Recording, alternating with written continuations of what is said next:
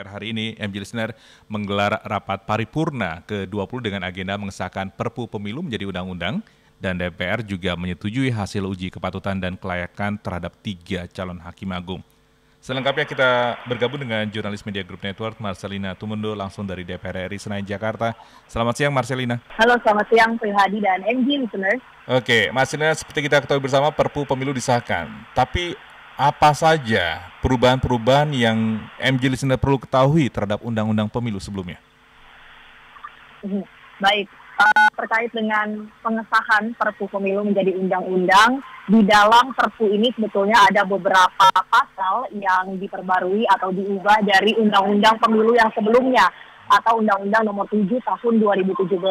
Sebagaimana yang sudah dipaparkan oleh Menteri Dalam Negeri kepada Komisi 2 DPR RI beberapa pekan yang lalu, bahwa terdapat 10 poin dalam Perpu Pemilu yang mengakomodasi utamanya adalah karena telah dibentuk 4 provinsi baru di Indonesia ya, terutama atau diantaranya adalah Provinsi Papua Selatan, Papua Tengah, Papua Pegunungan, dan Papua Barat Daya. Apa saja konsekuensinya kepada pemilu? Yang pertama, tentunya perlu dibentuk adanya badan kepemiluan seperti KPU atau Bawaslu di 4 provinsi baru ini, termasuk juga dengan pengangkatan anggota-anggotanya sampai pada anggota-anggota pengawas pemilu di 4 provinsi ini.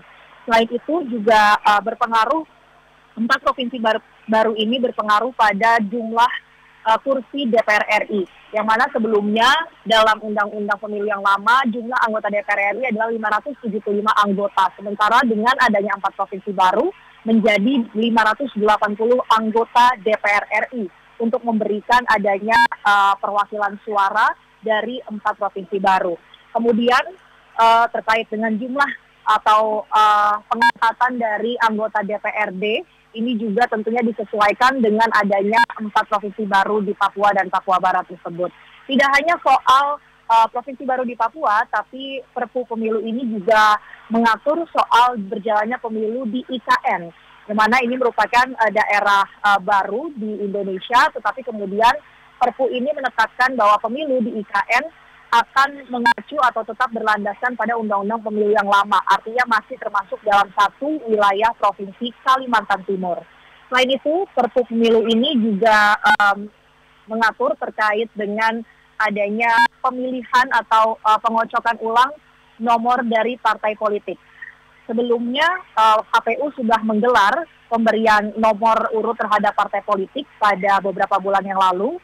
Dan untuk partai politik yang terpilih pada tahun 2019 lalu, mereka memiliki kesempatan untuk bisa tetap menggunakan nomor urut partai politik mereka. Dan hal itu sudah diterapkan meskipun sebelumnya Perpu ini belum diresmikan, tapi kemudian karena sudah ada komitmen di antara KPU dan juga DPR RI untuk bisa mengesahkan Perpu ini, sehingga akhirnya soal pemberian nomor urut partai politik ini sudah diterapkan di beberapa waktu yang lalu.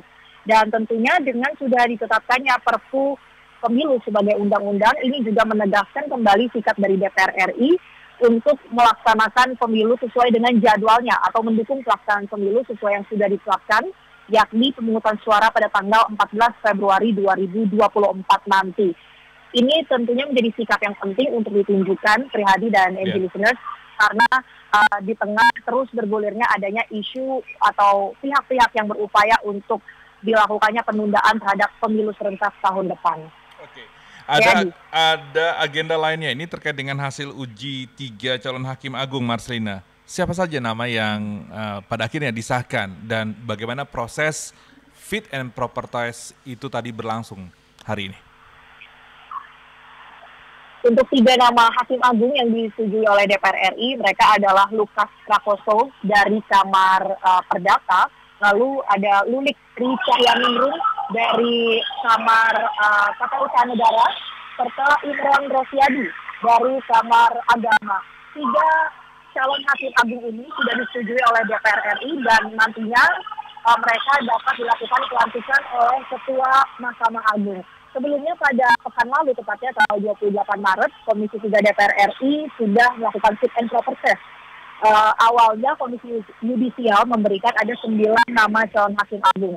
3 diantaranya merupakan calon hakim ad hoc bidang hak hak asasi manusia atau bidang HAM, yang kemudian dilakukan uji coba atau maksud kami uji kepatutan dan kelayakan fit and proper test, dan hanya dihasilkan ada 3 nama tadi ya yang dipandang layak oleh pihak DPR RI untuk nantinya menjadi hakim agung di kamar-kamar yang sudah ditetapkan.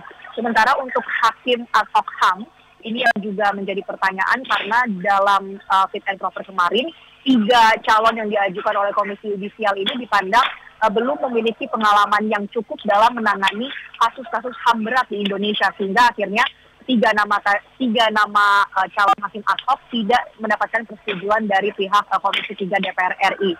Meski demikian, prosesnya tentu terus berlangsung dan sudah disetujui ada 3 nama tadi, Lukas Prakoso, Lulik Tricayaningrum, dan Imron Rosyadi. Priyadi. Baik, terima kasih Mas Rina Tumudo atas informasi Anda langsung dari DPR RI.